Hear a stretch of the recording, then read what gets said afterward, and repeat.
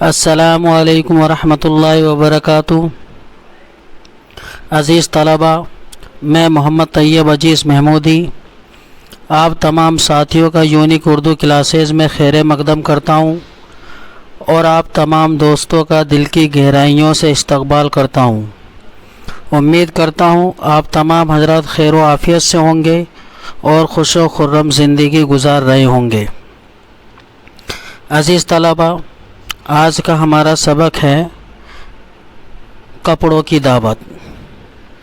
کتاب جان پہچان برائے 8ویں جماعت، سبق نمبر 2، کہانی کپڑوں کی دعوت۔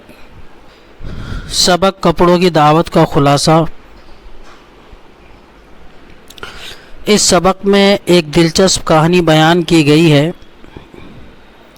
بہت پہلے ایک شخص ناصر الدین تھا۔ وہ سادہ زندگی گزار رہا تھا۔ ایک شام وہ اپنے خچر پر لوٹ رہا تھا۔ اسے راستے میں اس کا پڑوسی ملا۔ وہ خوبصورت لباس میں ملبوس تھا۔ اس نے ناصر الدین کو بلال سوداگر کی دعوت کی یاد دہانی کروائی۔ ناصر الدین نے کہا کہ اسے بھی اس دعوت میں جانا تھا۔ اس نے وہیں سے اپنا خچر موڑ لیا اور دعوت میں چلا گیا۔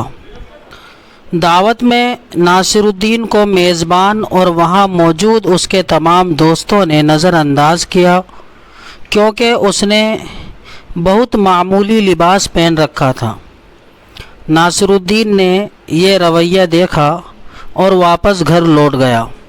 دوسری مرتبہ ناصر الدین زرق برق یعنی چمکیلے لباس پہن کر گیا۔ میزبان نے اسے بہت توجہ دی۔ اس کے تمام دوست بھی اس کی طرف متوجہ ہو گئے۔ میزبان نے اسے کھانے کی میز پر بٹھایا۔ ناصر الدین نے رکاب سے بوٹی اٹھا کر، رکاب کہتے ہیں وہ پیالہ جس میں سبزی رکھی جائے، تو رکاب سے بوٹی اٹھا کر منہ میں رکھنے کی بجائے اسے شیروانی کی جیب میں رکھا، جبکہ دوسرا لقمہ آستین میں ڈالا، جس کی وجہ سے میزبان بلال سوداگر کو ناصر الدین پر غصہ آیا۔ اس نے ایسا کرنے کی وجہ پوچھی تو ناصر الدین نے جواب دیا کہ تم نے کھانے پر مجھے نہیں، میرے کپڑوں کو بلایا ہے، کیونکہ جب میں معمولی کپڑوں میں آیا تو مجھ سے کسی نے بات بھی نہ کی۔ اب جب میں زرق برق پاک صاف چمکیلے لباس پہن کر آیا تو ہر شخص میری خاطر و مدارت کر رہا ہے۔ یہی وجہ ہے کہ میں کپڑوں کو کھانا کھلا رہا ہوں۔ اس کی اس بات پر تمام لوگ شرمندہ ہوئے اور انہوں نے اپنے اس رویے کی معافی مانگی۔ تو عزیز طلباء، ابھی ہم نے سبق کا خلاصہ پڑھا۔ ہم سوچئے اور بتائیے۔ پہلا سوال ہے، ناصر الدین کیسی زندگی گزار رہا تھا؟ جواب، ناصر الدین سادہ زندگی گزار رہا تھا۔ سوال نمبر 2، دعوت میں پہلی بار ناصر الدین کے ساتھ کیا سلوک کیا گیا؟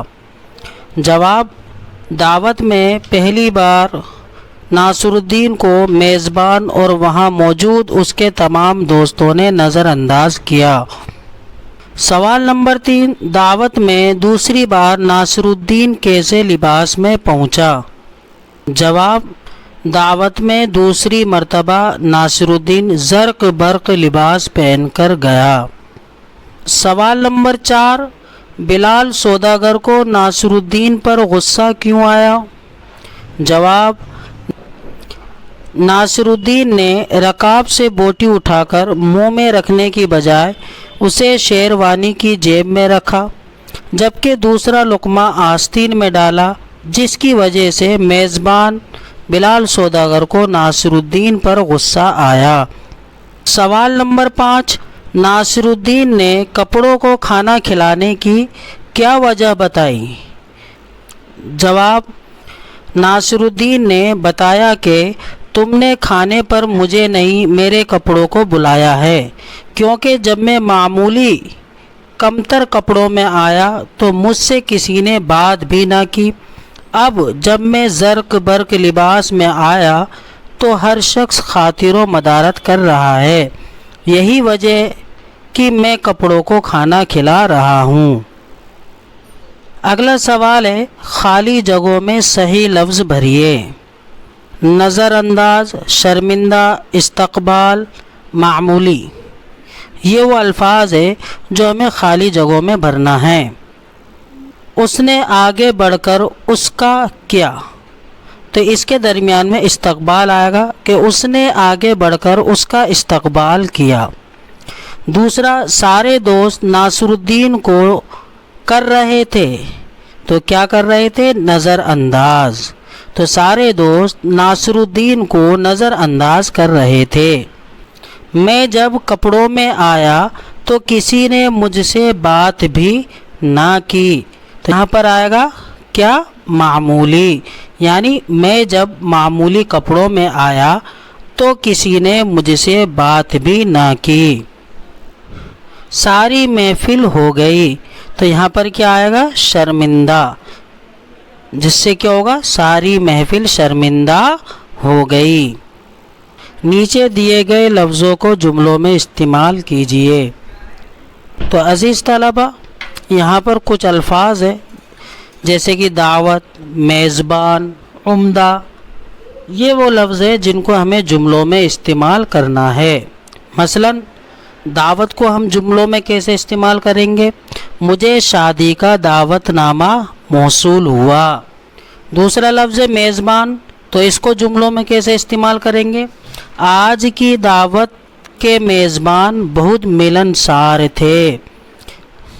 تیسرا عمدہ، اس کو جملوں میں کس طریقے سے استعمال کریں گے؟ یہاں کا کھانا نہایت عمدہ ہے۔ اگلا استقبال، اس کو جملوں میں کس طریقے سے استعمال کریں گے؟ ہم نے بارات کا استقبال پھولوں سے کیا۔ اگلا محفل، اس کو جملوں میں کس طریقے سے استعمال کریں گے کہ احمد کے ڈانس نے آج کی محفل کو 4 چاند لگا دیے۔ عزیز طلبہ، اس سبق میں ایک لفظ خوش مزاج آیا ہے جو 2 لفظوں خوش اور مزاج سے مل کر بنا ہے۔ ایسے لفظ کو مرکب لفظ کہتے ہیں۔ نیچے لکھے ہوئے لفظوں میں سے مرکب لفظوں کی نشاندہی کیجیے۔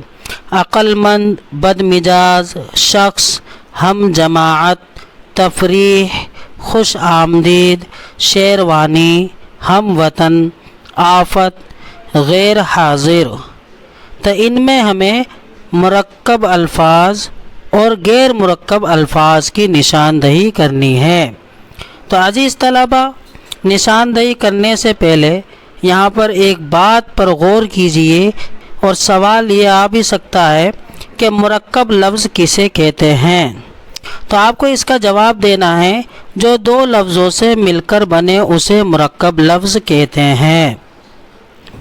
تو عزیز طلبہ، مرکب الفاظ کون کون سے؟ یعنی جو 2 لفظوں سے مل کر کے بنے، تو عقل مند، بد مزاج، ہم جماعت، خوش آمدید، ہم وطن، غیر حاضر۔ اور غیر مرکب الفاظ جو تنہا ہیں، اکیلے ہیں، وہ شخص، تفریح، شیروانی، آفت ہے۔ تو عملی کام پر بھی غور کر لیجئے۔ اس سبق کا کوئی دوسرا عنوان تجوید کیجئے۔ تو اس سبق کا دوسرا عنوان عزت کا پیمانہ، عزت کا معیار، رتبے کو سلام وغیرہ ہو سکتا ہے۔ ہم ملتے ہیں آپ سے اگلے ویڈیو میں، جب تک کے لیے آپ خوش رہو، آباد رہو، خدا حافظ۔